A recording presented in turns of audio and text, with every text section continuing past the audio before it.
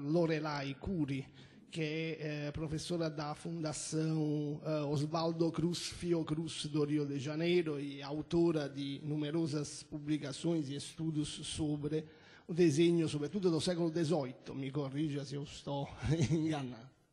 Então, muito obrigado pela sua presença e está com a palavra.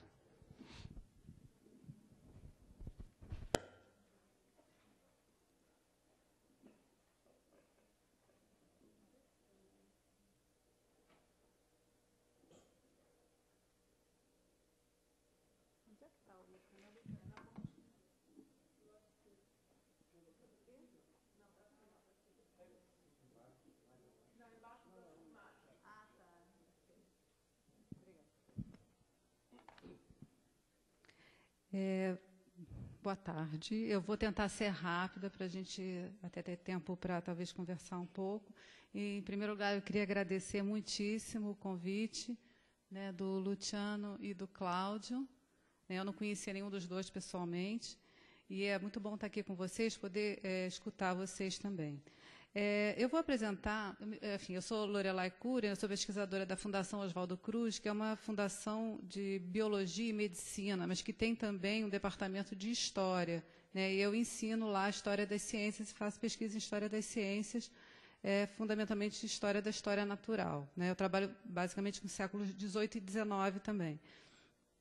Então, aqui eu vou apresentar a vocês uma reflexão que eu já acompanho há algum tempo, mas eu ainda não tenho, na realidade, uma resposta mais clara sobre algumas hipóteses, né? Então, até gostaria de ouvir vocês sobre isso. Quando a gente se depara com textos de história natural e de medicina também dos séculos XVIII e XIX, a gente vê que a presença do ambiente é determinante nesses textos. O ambiente ele funda vários discursos referentes à história natural e à medicina, e também a própria história natural ela tenta relacionar os animais e plantas entre si e com o homem. Quer dizer, essa vertente, digamos, que estaria na origem da ecologia, ela é tão importante quanto a vertente taxonômica, né, que a gente tende a colocar em evidência. E eu vou apresentar depois a vocês alguns conjuntos de imagens referentes à América, né? Mas, na realidade, essa reflexão se aplica não só ao Brasil, né, mas às representações de história natural europeias, né, nessa época. Eu vou começar com são 3 elementos, né, que eu vou colocar com relação à história natural, né? A questão da economia da natureza, a questão do neohipocratismo e a polêmica do Novo Mundo. Então, começando pelo primeiro tema, né, que é o da economia da natureza, que aparece fundamentalmente, inicialmente na obra do Linneu, vários historiadores já colocaram em evidência que a economia da natureza é tão importante quanto a taxonomia para o Linneu. Ele mesmo escreveu vários textos, ele e seus discípulos, sobre exatamente essa interação entre os seres vivos num determinado ambiente. Então, ele cunhou, digamos, o conceito de economia da natureza, que é bastante baseado no providencialismo, né, religioso, né, com relação à natureza. Então, na natureza, todas as coisas se relacionam entre si harmonicamente, né, os insetos, os predadores, as vítimas, digamos assim, as plantas, tudo que morre e vive, todas as coisas são relacionadas entre si. Não há nada que sobre, nada que não tenha função na natureza. E esse é um aspecto fundamental que tem sido colocado em evidência pelos estudiosos do Linneu. E ele diz, né, que tudo isso tenderia, né, para um equilíbrio, etc. E, por exemplo, nas instruções de história natural do Linneu para as viagens científicas, a gente vê que o estudo dos climas e da interação entre os diferentes seres vivos é fundamental, né, no tipo de curiosidade, né, que ele diz que deve basear o trabalho dos viajantes. Eu vou pular aqui algumas partes. Eu imagino que muita gente conheça o que o Linneu fazia, né? Mas, por exemplo, ele Em Uppsala, por exemplo, ele tentava aclimatar, né, plantas exóticas lá. Ele tentava, uma das principais preocupações dele era a relação dos climas com os seres vivos. Ele acreditava que era possível habituar. Ele era lamarquista avant la lettre, né? Ele acreditava que podia se habituar uma planta pouco a pouco a viver num clima gélido, mas ele não teve sucesso, né? As plantas dele morriam geladas, né, na Suécia. E ele sabia da importância dos climas quentes, das colônias para os países europeus. Ele diz, ele era correspondente do Vandelli, né, desse italiano que foi trabalhar em Lisboa, chamado pelo Pombal. Ele tem uma correspondência com o Vandelli, ele diz: tomara que tu possas mesmo ir ao Brasil, terra que ninguém calcou, exceto Margrave, com seu seguidor Piso. Mas em um tempo em que ainda não havia um facho de luz aceso na história natural. Por isso, tudo deve ser descrito de novo à sua luz. Bom Deus, se portugueses e espanhóis conhecessem seus bens naturais, quão infelizes seriam quase todos os outros que não possuem terras exóticas. Enfim, então essa questão, né, do clima e da presença da umidade e do calor como alguma coisa que proporciona uma maior, para usar uma expressão atual, biodiversidade, era uma questão fundamental para ele, né? O Linneu era foi, e mesmo na época, reconhecido como alguém, o forjador do conceito de economia da natureza. E todos os historiadores da ecologia de hoje em dia fazem referência exatamente a isso, né? Então, eu acredito que na obra do Linneu o lugar é alguma coisa essencial, né? Agora, do ponto de vista das imagens, como é que a gente veria isso? Até difícil, né? Essa aqui é a capa da Instructio Peregrinatoris. Como é que a gente representaria essa economia da natureza para o Linneu? Né? Todas as imagens que a gente tenta trazer do Linneu são imagens taxonômicas, né? Onde aparece esse elemento central na obra dele? A economia da natureza aparece como imageticamente, iconograficamente. Né? Uma das imagens, né, que na realidade a primeira pessoa que usou essa imagem para falar da economia da natureza foi o pesquisador Jean-Marc Drouin, que justamente tem um livro sobre a história da ecologia. Né? A gente fez uma publicação já uns 10 anos atrás e ele estava tentando exatamente achar imagens para colocar no texto dele. E uma das imagens foi essa da viagem à Lapônia, né, do Linneu, onde aparece exatamente provavelmente um habitante local, né, com tipo de tenda típica, com animais típicos e uma paisagem típica. Essas coisas é como se elas estivessem numa espécie de harmonia, né? Todos os elementos eles compõem um quadro harmônico. Mas assim, é muito raro encontrar algum tipo de imagem justamente para representar essa questão tão central, né, para a época. Então, o segundo elemento que me parece compor, né, as preocupações da história natural aí nos séculos XVIII e XIX é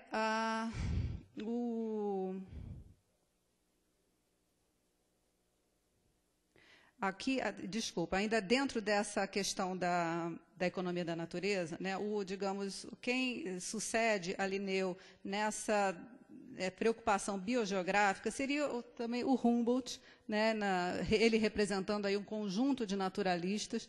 Normalmente, claro que a gente tende a colocar sempre alguém, né, na frente, mas ele sintetiza coisas que eram feitas por outros. Né? Mas a imagem do Humboldt associada à biogeografia como uma espécie de sucessor de Linneu, nessa espécie de que a gente faz hoje em dia arqueologia da história da ecologia, né? Essa imagem da montanha é fundamental, né, para entender a obra do Humboldt, porque ele retoma essa ideia, de alguma forma, de economia da natureza, mas ele trabalha ela de forma, digamos, geográfica, né, incluindo, como acho que todo mundo conhece bastante isso, né, as latitudes, longitudes, altitude. Né, a montanha é um elemento assim, essencial para a compreensão, né, do trabalho dele. Inclusive, vários viajantes que vieram ao Brasil são totalmente humboldtianos. Eu estou estudando atualmente um viajante francês chamado Auguste de Saint-Hilaire, que é exatamente isso. Ele, assim, se a gente for ler a viagem dele a Minas, a montanha é o elemento central. É a base da montanha, você vai subindo, mudando o tipo de vegetação, se chega no topo, tem um outro tipo de vegetação e desce. Né? Para o Darwin, etc., talvez as ilhas sejam mais importantes. Mas para esse tipo de viajante rumo ao oceano, certamente é a montanha. Né? Então, dentro da história natural, da história, digamos, da economia da natureza, a gente tem esse elemento da economia, da natureza e da biogeografia. No caso do Humboldt, e do Linneu também, né, mas de uma forma um pouco diferente, ele acha também que as paisagens naturais elas estão intimamente associadas à vida humana. Né? Em todos os livros dele, isso é uma constante. Né? Inclusive, nesse atlas, né, de viagem, que é muito bonito, Vista das Cordilheiras, né, onde ele associa paisagens naturais à arte. Mas na obra do Humboldt como um todo, inclusive no Quadros da Natureza, no Cosmos, o que a gente vê é a tentativa de compreender a cultura humana como uma espécie de aspecto da paisagem também, né, essa relação íntima entre paisagem e cultura. Então, por exemplo, quando ele descreve a Grécia, o céu azul, o mar, as ilhas, etc., ele fala assim, só nesse lugar poderia ter nascido a filosofia grega, né, e por aí vai. Então, essa íntima associação do ambiente com o ser humano, ela é fundamental para a história natural, né, tanto do Linneu, da época linneana, digamos, quanto da época romântica humboldtiana. E Então, eu acho que, apesar de haver diferenças, né, claras, que a historiografia já tratou muito bem, entre as viagens do século XVIII e as viagens românticas do XIX, me parece que há também elementos de continuidade. Né? E um desses elementos é exatamente essa espécie de centralidade do ambiente. Então, agora chegando ao segundo elemento, né, que eu queria frisar aqui, é a questão do neohipocratismo. Eu estou pulando algumas coisas para andar um pouco mais rápido, vocês desculpem. O neohipocratismo, ele fica em voga na Europa, ele nunca saiu da moda, na verdade. Né? A obra do Hipócrates foi apropriada por vários outros, inclusive Galeno, que é o mais famoso, mas a partir do século XVII, os médicos europeus começam a reler, né, Hipócrates, e há várias traduções, né, em línguas modernas.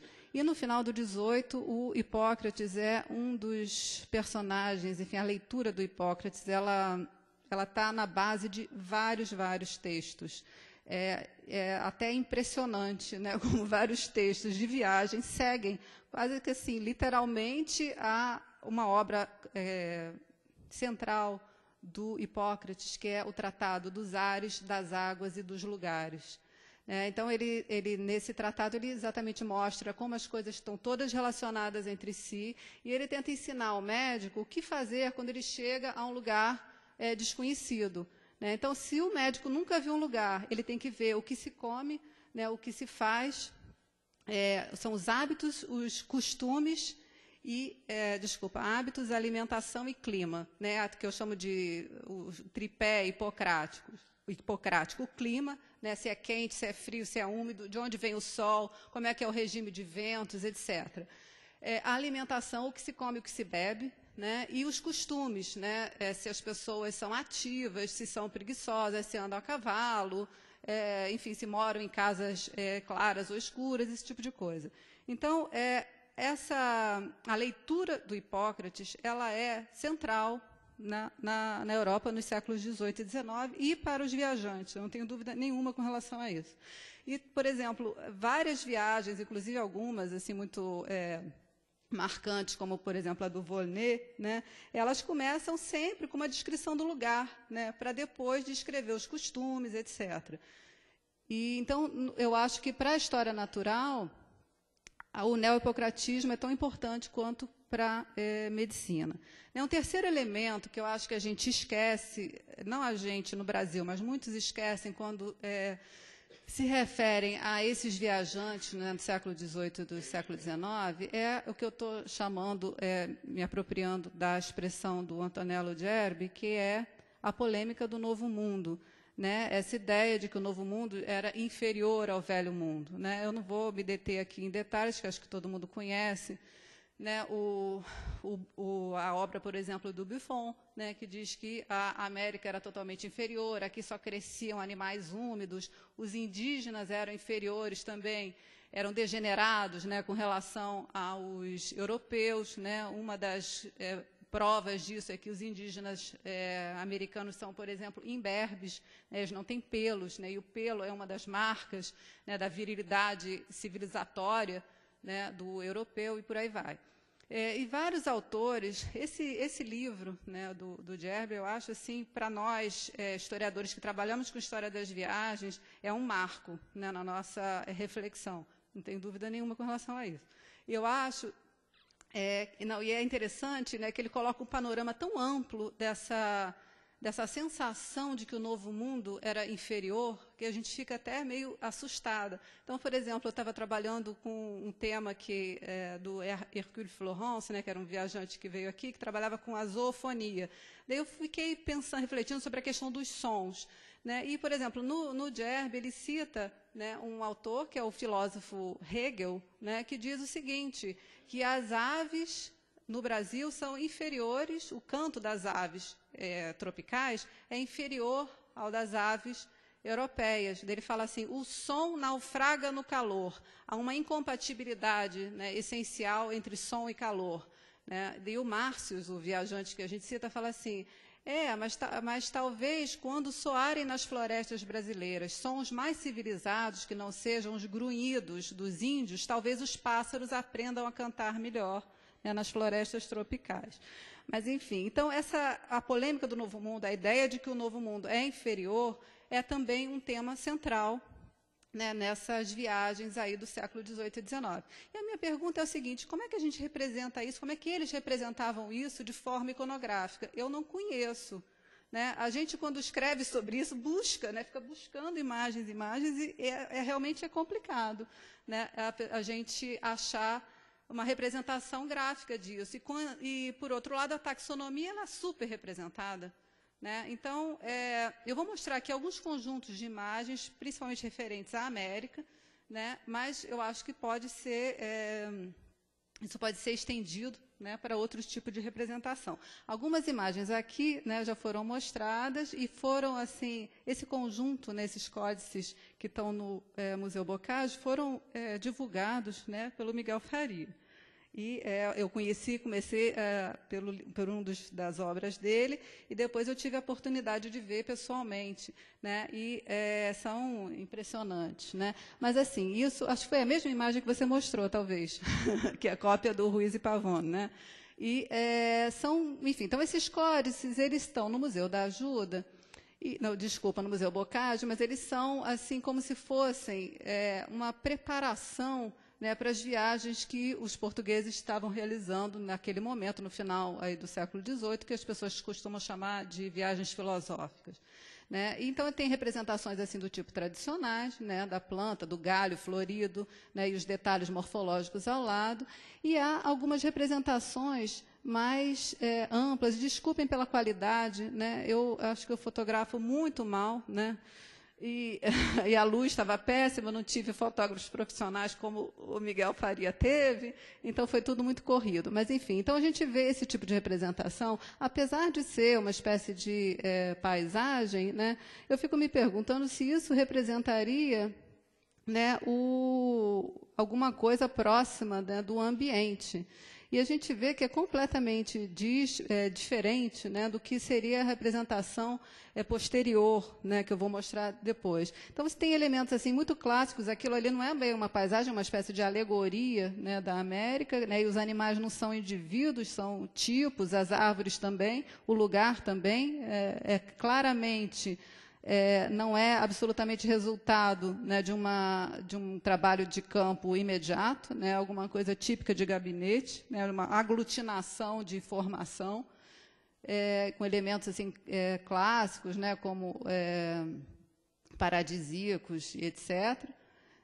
Né, e você vê, claro, algumas árvores e plantas típicas da América, né, tropicais, mamoeiro, bananeira, etc. E animais típicos também, né? Um jaguar, uma onça, né, que a gente chamaria um macaquinho, tudo aí antes da anatomia comparada. Né?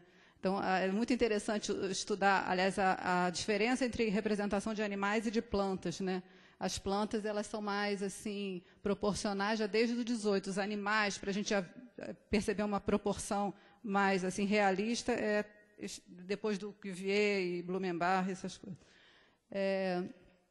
Bom, então, aqui também outra imagem desses códices, né? E essa é muito interessante, né? Alegorias clássicas da América, que também elas oferecem uma visão de conjunto, mas que não são, a meu ver, uma representação que inclua exatamente uma observação do que seria essa economia da natureza, né? Elas são alegóricas, na verdade.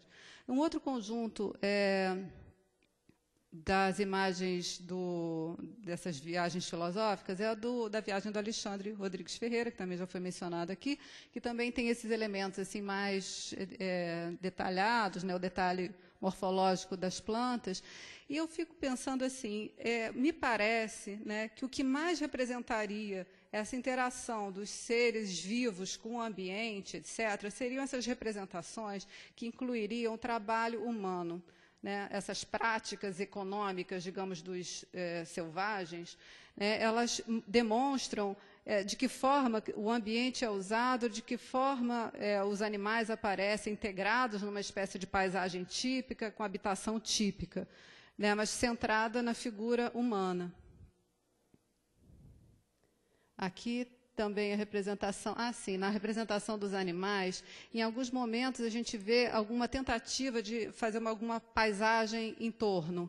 Né? O animal ele não está solto, ele está num lugarzinho, mas esse lugar também ele não dá elementos suficientes para saber mais nada sobre os hábitos da onça. Né? A mesma coisa com essas imagens de rios, né? Que assim, a iconografia da viagem tem rios e rios e rios. Né? Me parece mais uma espécie de roteiro de viagem, né? De quase um mapa, do que uma representação efetiva de uma paisagem biológica, digamos assim. Né? Então, são vários elementos assim que não incluem, né, nenhum tipo de informação sobre essa economia da natureza. Um outro conjunto que eu venho mostrar, né, para refletir, então, de que forma esse ambiente aparece, né, na iconografia das viagens, são algumas representações de viagens dos russos, né, que fizeram uma volta ao mundo, né, e esse pintor, o Louis de Courris, ele era... Se não me engano, ele era francês, né? Mas ele acompanhou essas viagens russas que incluíam pessoas, o chamiço, incluíam alemães, etc. E ele tinha essa representação assim mais também tradicional, né, da planta como um todo e das suas partes componentes, né, com detalhes morfológicos. Mas ele publica também, né, essa outra obra, né, que essas vistas e paisagens, onde me parece ver alguma coisa do que seria essa espécie de economia da natureza, né, que é, por exemplo, aí uma representação do Brasil. Né, então, também uma espécie, do fundo, né, lembra aquela outra portuguesa, que é um tucano, né, uma cobra, tem vários animais escondidos aí, uma habitação típica, uma paisagem típica, né, o barco típico. Isso daria, né, uma espécie de sentido harmônico, né, seria uma espécie de bioma, né, para a época, e que daria, talvez, sentido, por exemplo, seria hipocrático também. Né. Aqui outra imagem, né, do Courris, e também, né, o habitante, alguns animais escondidos aí na paisagem. Então, essa paisagem, ela parece, né, uma coisa meio que hipocrática, né, da economia da natureza. E também outra dele, né, uma dança, uns escravos, aparentemente. Né, eles pararam em Santa Catarina, né, quando estavam fazendo o tour do mundo. E essas imagens agora que eu vou mostrar a vocês, elas são... Como é que está o tempo? Está tudo ok? Essas imagens aqui que eu vou mostrar a vocês, elas já são do século XIX, da Flora Brasiliensis do von Martius, que foi esse viajante que viajou pelo Brasil de 17 a 20. 17 a 20. E esse é o primeiro volume, né, da Flora Brasiliensis, que foi terminada por outras pessoas, né? Ele começou, depois da morte dele, foi terminada pelo Urban. E nesse primeiro volume da Flora Brasiliensis, ele, que era um Humboldtiano, né, ele traça essas fisionomias das paisagens brasileiras, né, que é a expressão, né, do que seria esse olhar biogeográfico da época, né? Então, a planta aqui, ela ganha, digamos, a paisagem botânica, ela ganha autonomia, né, como, em alguns momentos, para o Humboldt também. Aqui eu não vou entrar em detalhes de que região que ele está representando, que o que me importa é o todo, né? Mas, nesse caso, muitas vezes o ser humano ele é excluído. Em alguns casos, tem algum ser humano no meio da paisagem, mas o que importa é a paisagem vegetal. Ela ganha autonomia nesse momento, né, nesses anos, na primeira metade, né, do século XIX em geral, para depois desaparecer. Aqui também tem um homenzinho ali a cavalo embaixo desse arbusto de cá. E ele também, nas representações das palmeiras, né, elas começam nesse livro lindo, que é História Naturalis Palmarum, as plantas, elas têm autonomia, evidentemente, mas, sei lá, 90% das pranchas sobre palmeiras, quando elas estão retratadas no seu ambiente, tem a figura humana central.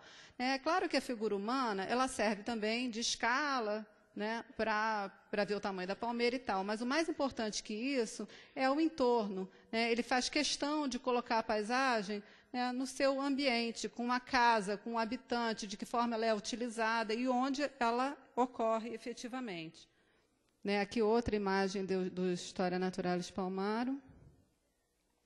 E esse tipo de representação, né, aparece em várias outras viagens. Essa aqui é uma representação da viagem do Langsdorff. Agora eu já não me lembro. Essa é Toné? Florence. Será que botei só Florence? Que é meu preferido, foi. É por causa da zoofonia, não por causa da representação. Mas, enfim, então, nas viagens do Langsdorff, também me parece que a representação básica é uma representação que inclui sempre a figura humana, né, a paisagem com o ser humano, né, os usos. E essa última conjunto, juro que é o último conjunto de imagens, né, é a primeira expedição científica realizada, expedição propriamente dita, realizada pelo Brasil depois da independência, é a Comissão Científica do Império, que eu estudei e que o Cláudio estuda também e vai apresentar amanhã, acho eu, né, amanhã o resultado do trabalho dele. Essa primeira expedição científica brasileira, a parte botânica foi realizada por uma pessoa chamada Freire Alemão, que era uma espécie de discípulo do Humboldt e principalmente do Auguste de Saint-Hilaire, que foi esse viajante que fez uma grande viagem ao Brasil entre 1816 e 1822. E também todas as imagens, efetivamente, que retratariam essa economia da natureza, elas são centradas na figura humana. Sempre. Né? A paisagem ela ganha autonomia quando ela é vista de longe, mas nesse nível de detalhamento, que não é a paisagem distante, mas também não é o detalhe morfológico,